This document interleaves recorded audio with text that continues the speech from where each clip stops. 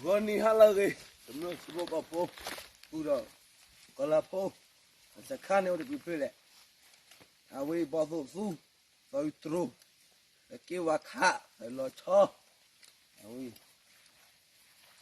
nasi gua, lo sekil lui, puna daga lo itu. Kita bela kesya lo ni, nampak karame. Awi, bawa tu tahu terus. Wah, bawa tu tahu terus. สวัสดีพ่อแม่พี่น้องนี่คือหมู่บ้านในเขตชายแดนวาดอนี่คือเป็นค่ายของ KTLA ที่ก่อการร้ายหรือเขาเรียกกันง่ายๆว่ากะเหรี่ยงแดงสถานที่แห่งนี้จะมีหลายกลุ่มหรือหลายชาติพันธุ์รวมพม่าหรือ PTF ร่วมด้วยจะมีเครื่องปั๊มยาเสพติดหรือเฮโรอีนพวกยึดได้มากมายที่เห็นนี้นี่คือหน่วยรบพิเศษนะครับที่ปราบปรามจนชุดนี้นี่จะตั้งตัวเอามาเหนือรูปร่างหน้าของประเทศไทยมากเลยกินลงไปสักประมาณ4-5 โลนี่คือเขาเรียกว่าห้วยมะนาวหรือหมู่บ้านวาดอนนั่นเองนี่เรียนให้ทราบนะครับคือส่วนใหญ่จุดบ้านอยู่บางที่แต่หรือจับมือกับชมชนชาติพันธุ์ที่ต่อต้านเผด็จการพม่าในพลเมืองอะไรนี่คือรบพิเศษของ KLA คือต้องออกมาปราบปรามนะครับคืออยากจะบอกให้พี่น้องชาวไทยทราบหรือสื่อมวลชนทราบเพียงเท่านี้นะครับก็โอ้ยเล่นดีบ้าโอ้ยเล่นดีบ้านี่ยังไม่หมดยังไม่หมดเล่นดีบ้า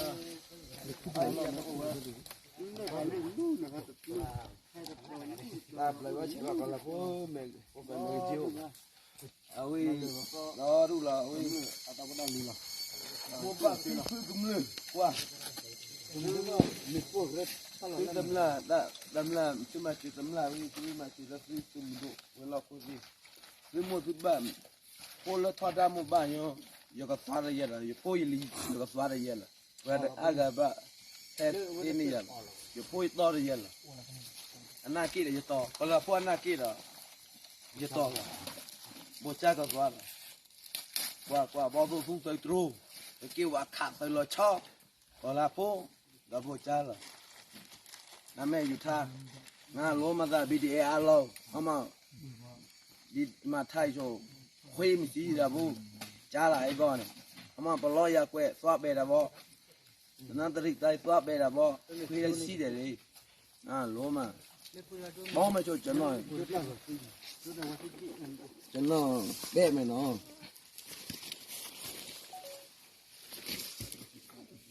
ได้เบ๊ะ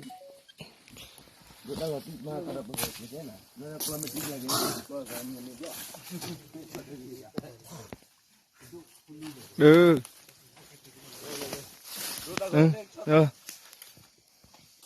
Kita kok order asyik kapal dia, dah hebat.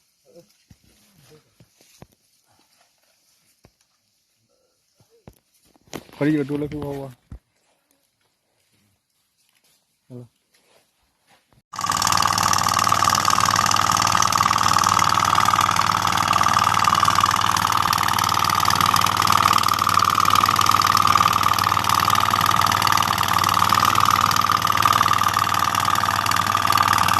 Temat teklo.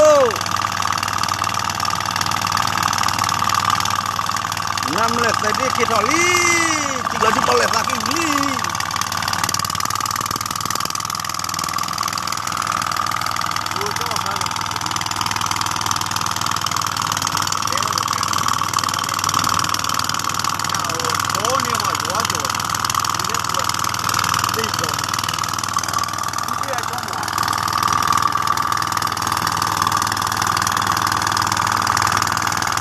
Club, ini akan dipolo, wih.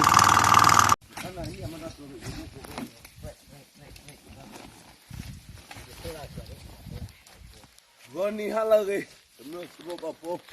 Udah, ก็ละโพจะข้าเนี่ยเด็กเพื่อแหละเอาไว้บอกสู้ต่อยตรูแต่เกี่ยวว่าข้าแต่รอชอเอาไว้เนี่ยสิกว่าเลยแต่กินลุยคนน่ะแต่ก็เลยเอ็ดว่าเดี๋ยวเลยก็เชียร์ล้อนี่มันปากการะแม่เอาไว้บอกสู้ต่อยตรูว่าบอกสู้ต่อยตรูสวัสดีพ่อแม่พี่น้องนี่คือหมู่บ้านในเขตชายแดนวาดอนี่คือเป็นค่ายของ KTLA ที่ก่อการร้ายหรือเขาเรียกกันง่ายๆว่ากะเหรี่ยงแดงสถานที่แห่งนี้จะมีหลายกลุ่มหรือหลายชาติพันธุ์รวมพม่าหรือ PTF ร่วมด้วยจะมีเครื่องปั๊มยาเสพติดหรือเฮโรอีนพวกยึดได้มากมายที่เห็นนี้นี่คือหน่วยรบพิเศษนะครับที่ปราบปรามจนชุดนี้นี่จะตั้งตัวเอามาเหนือรูปร่างหน้าของประเทศไทยมากเลยกินลงไปสักประมาณ4-5 โลนี่คือเขาเรียกว่าห้วยมะนาวหรือหมู่บ้านวาดอนนั่นเองนี่เรียนให้ทราบนะครับคือส่วนใหญ่จุดบ้านอยู่บางที่กันหรือจับมือกับชมเป็นชาติพันธุ์ที่ต่อต้านเผด็จการพม่าในพลเมืองอะไรนี่คือรบพิเศษของ KLA คือต้องออกมาปราบปรามนะครับคืออยากจะบอกให้พี่น้องชาวไทยทราบหรือสื่อมวลชนทราบในครั้งนี้นะครับก็โอ้ยจะเล่นดีบ้าจะเล่นดีบ้านี่ยังไม่หมดยังไม่หมดจะเล่นดีบ้า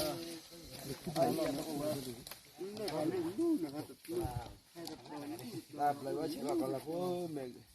จิ๋วเอาไว้รอดูละเอาไว้เอาตาบดดูละบัวปากคือกุมเลยว่าคือดำละ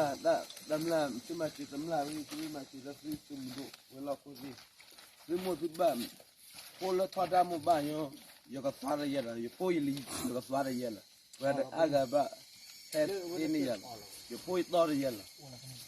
อันน่าคิดอยู่ต่อก็ละพวกน่าคิดอยู่ต่อบ่จ้าก็ว่า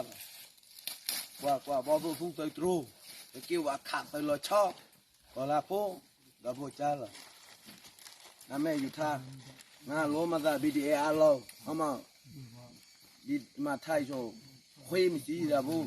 จ้าละไอ้บ่อเนี่ยเอามาปลอยยาแกะสวบเบดาบ่นั่นตริกได้สวบเบดาบ่คุยได้ซีเดเลยโลมาบ่มาโชว์จันน้อยเบ๊ะไหมเนาะ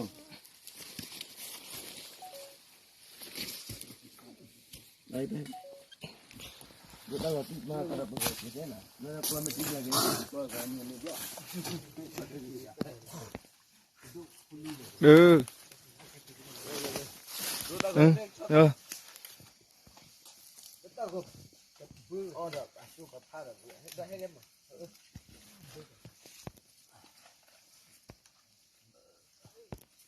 พอดีเราดูแล้วคือว่า